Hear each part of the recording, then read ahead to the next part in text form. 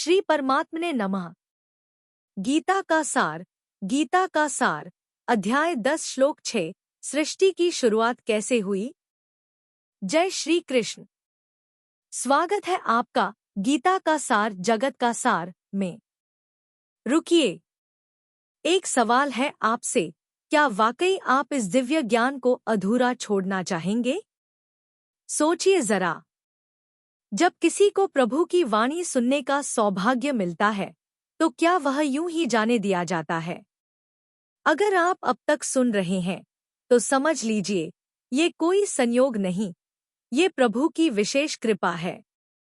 आपके कानों तक जो शब्द पहुंच रहे हैं वो सिर्फ आवाज नहीं, वो उस परम शक्ति का संदेश है जो आपको कुछ कहना चाहती है। हम तो बस एक जरिया हैं, असली संदेशवाहक तो वही हैं। तो बताइए, क्या आप इस अनमोल अवसर को अधूरा छोड़ना चाहेंगे या अंत तक साथ चलेंगे? पिछले श्लोक, अध्याय 10, श्लोक 5 में हमने जाना कि कैसे भगवान ने अपनी दिव्य विभूतियों का वर्णन करते हुए कहा था कि बुद्धि, ज्ञान, मोह, क्षमा और भय सभी उनमें से ही उत्पन्न होते हैं। महर्षयः सप्त पूर्वे चत्वारो मन्वस्तथा मद्भावा मानसा जाता येषा लोके इमा प्रजा। हे अर्जुन, सप्तऋषि, 4 सनकादि और 14 मनु, ये सब मेरे संकल्प से मुझमें ही भाव वाले होकर उत्पन्न हुए। इन्हीं से यह संपूर्ण सृष्टि उत्पन्न हुई है। श्री हरि बोलो। ग्रंथराज श्रीमद् भगवद गीता जी की जय। गीता सुगीता कर्तव्या किमन्यः शास्त्र विस्तरया या स्वयं पद्मनाभस्य मुख पद्माद्विनीयः श्रिता। अथ ध्यानम्। शांताकारं भुजग शयनं पद्मनाभं सुरेशं विश्व आधारं गगन सदृशं मेघवर्णं शुभांगम। लक्ष्मीकांत कमल नयन योगिभिः ध्यान गम्यं वंदे विष्णु भव भयहरं सर्व लोकैकनाथम्। यं ब्रह्मा वरुणेन्द्र रुद्रमृतः स्तुन्वन्ति दिव्यैः स्तवैर्वेदैः सांग पद क्रमोपनिषदे गायन्ति यं सामगाः। ध्यान अवस्थित तद्गतेन मनसा पश्यन्ति यं योगिनो यस्यान्तं न विदुः सुर असुरगणा देवाय तस्मै नमः। वसुदेव सुतं देव कंस चाणूरमर्दनम् देवकी परमानंदम कृष्ण वंदे जगद्गुरुम्। भगवान के संकल्प से सप्तर्षि और संकादिकों की उत्पत्ति का कथन। श्लोक 6। महर्षयः सप्त पूर्वे चत्वारो मन्वस्तथा मद्भावा मानसा जाता येषां लोक इमाः प्रजा। उच्चारण की विधि। महर्षयः सप्त पूर्वे चत्वारः मन्वः तथा मद्भावा मानसा जाता येषां लोके इमाः प्रजा। 6। शब्दार्थ। सप्त अर्थात 7, महर्षयः अर्थात महर्षिजन, चत्वारः अर्थात 4, उनसे भी, पूर्वे अर्थात पूर्व होने वाले, संकादि तथा अर्थात तथा, मनवः अर्थात स्वयंभुव आदि 14 मनुए, मद्भावा अर्थात मुझमें भाव वाले, सबके सब, मानसा अर्थात मेरे संकल्प से, जाता अर्थात उत्पन्न हुए हैं, येषाम अर्थात जिनकी, लोके अर्थात संसार में, इमा अर्थात यह, प्रजा अर्थात संपूर्ण प्रजा है। अर्थ। 7 महर्षिजन, 4 उनसे भी पूर्व में होने वाले संकादि तथा स्वयंभुव आदि 14 मनुए मुझमें भाव वाले सबके सब मेरे संकल्प से उत्पन्न हुए हैं, जिनकी संसार में यह संपूर्ण प्रजा है। 6। व्याख्या। पीछे के 2 श्लोकों में भगवान ने प्राणियों के भावरूप से 20 विभूतियां बताईं।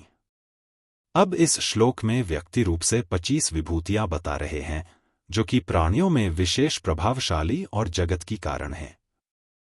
महर्षयः सप्त, जो दीर्घ आयु वाले, मंत्रों को प्रकट करने वाले, ऐश्वर्यवान, दिव्य दृष्टि वाले, गुण, विद्या आदि से वृद्ध, धर्म का साक्षात करने वाले और गोत्रों के प्रवर्तक हैं, ऐसे 7 गुणों से युक्त ऋषि सप्तर्षि कहे जाते हैं।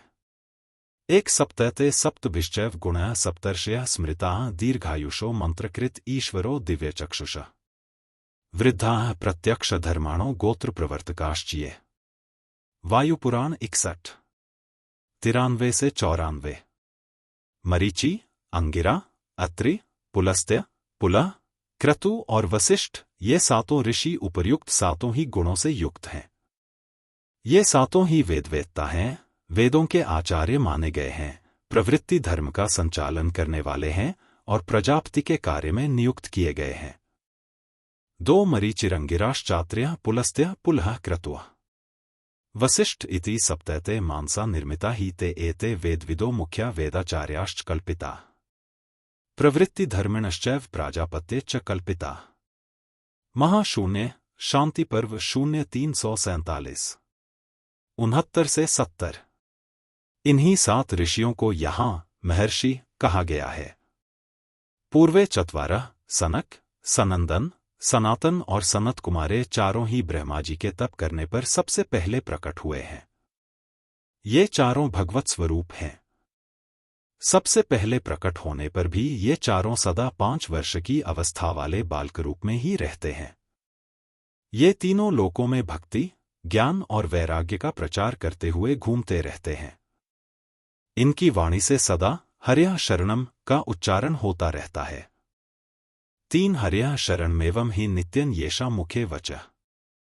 पद्म पुराणोक्त श्रीमद्भागवत महात्म्य 2:48। ये भगवत कथा के बहुत प्रेमी हैं। अतः इन चारों में से एक वक्ता और 3 श्रोता बनकर भगवत कथा करते और सुनते रहते हैं।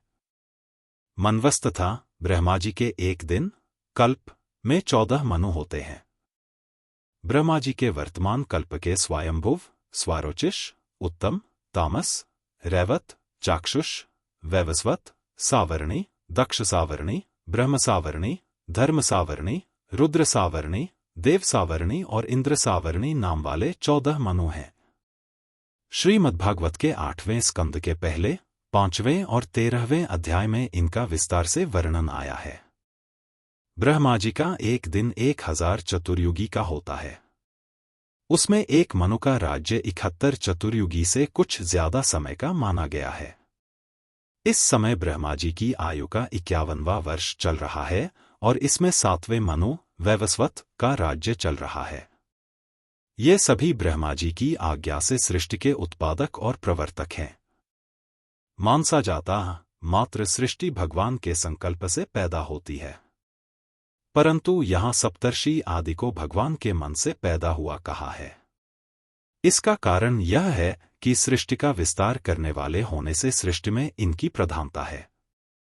दूसरा कारण यह है कि ये सभी ब्रह्मा जी के मन से अर्थात संकल्प से पैदा हुए हैं। स्वयं भगवान ही सृष्टि रचना के लिए ब्रह्मा रूप से प्रकट हुए हैं। अतः 7 महर्षि, 4 सनकादि और 14 मनु इन 25 को ब्रह्मा जी के मानसपुत्र कहें अथवा भगवान के मानसपुत्र कहें, एक ही बात है। मद्भावा, ये सभी मेरे में ही भाव अर्थात श्रद्धा प्रेम रखने वाले हैं। येषां लोकमिमाः प्रजा, संसार में 2 तरह की प्रजा है, स्त्री पुरुष के संयोग से उत्पन्न होने वाली और शब्द से, दीक्षा, मंत्र, उपदेश आदि से उत्पन्न होने वाली। संयोग से उत्पन्न होने वाली प्रजा बिंदुज कहलाती है और शब्द से उत्पन्न होने वाली प्रजा नादज कहलाती है। बिंदुज प्रजा पुत्र परंपरा से और नादज प्रजा शिष्य परंपरा से चलती है। सप्तर्षियों और 14 मनुओं ने तो विवाह किया था, अतः उनसे उत्पन्न होने वाली प्रजा बिंदुज है। परंतु संकादिकों ने विवाह किया ही नहीं, अतः उनसे उपदेश प्राप्त करके पारमार्थिक मार्ग में लगने वाली प्रजा नादज है। निवृत्तिप्रायण होने वाले जितने संत महापुरुष पहले हुए हैं, अभी हैं और आगे होंगे, वे सब उपलक्षण से उनकी ही नादज प्रजा हैं। परिशिष्ट भाव 7 महर्षि, 4 सनकादि तथा 14 मनुए सब भगवान के मन से पैदा होने के कारण भगवान से अभिन्न हैं। संबंध 4 से 6 श्लोक तक प्राणियों के भावों तथा व्यक्तियों के रूप में अपनी विभूतियों का और अपने योग, प्रभाव का वर्णन करके अब भगवान आगे के श्लोक में उनको तत्व से जानने का फल बताते हैं। समस्या, हम अक्सर सोचते हैं, हमारी उत्पत्ति क्यों हुई? हमारी जिंदगी का क्या उद्देश्य है? समाधान, भगवान बताते हैं कि इस संपूर्ण सृष्टि की उत्पत्ति उनके ही संकल्प से हुई है। तो जब हमारा मूल ही दिव्य है, तो हमारा जीवन भी सार्थक और उच्च उद्देश्य के लिए है। आपका अस्तित्व कोई संयोग नहीं, यह प्रभु की योजना का हिस्सा है। अपने भीतर उस दिव्यता को पहचानिए। प्रश्न, श्री कृष्ण ने किनके द्वारा इस सृष्टि की उत्पत्ति बताई है? अ. ब्रह्मा जी, बी. सप्त ऋषि सनकादि और मनु, सी. इंद्र, डी. कोई नहीं। सही उत्तर बी. सप्त ऋषि सनकादि और मनु। विवरण, भगवान श्री कृष्ण ने बताया कि सप्त महर्षि, 4 सनकादि और 14 मनु, ये सब मेरे संकल्प से उत्पन्न हुए हैं और इन्हीं से सारी सृष्टि की प्रजा उत्पन्न हुई है।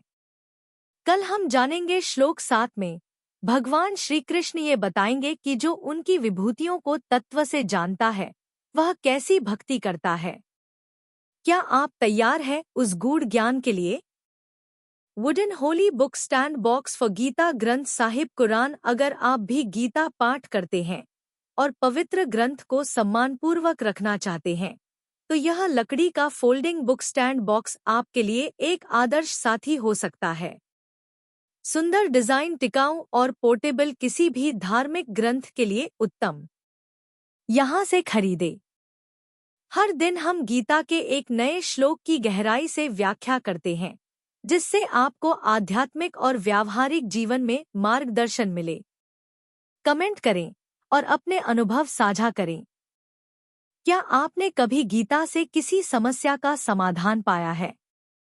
कहते हैं कि अगर आप किसी समस्या से गुजर रहे हैं तो श्रीमद् भगवद गीता का चमत्कारिक प्रभाव यही है कि आप प्रभु जी का नाम लेकर कोई भी पृष्ठ खोलें और उसके दाहिने पृष्ठ पर जो पहली पंक्ति होगी वही आपकी समस्या का समाधान होगी। क्या आपने कभी इसे आजमाया है? अगर हाँ, तो हमें बताएं कि आज आपने कौन सा श्लोक पढ़ा और उससे क्या सीखा। कमेंट करें और अपने अनुभव हमारे साथ साझा करें। हो सकता है कि आपका अनुभव किसी और के लिए मार्गदर्शन बन जाए।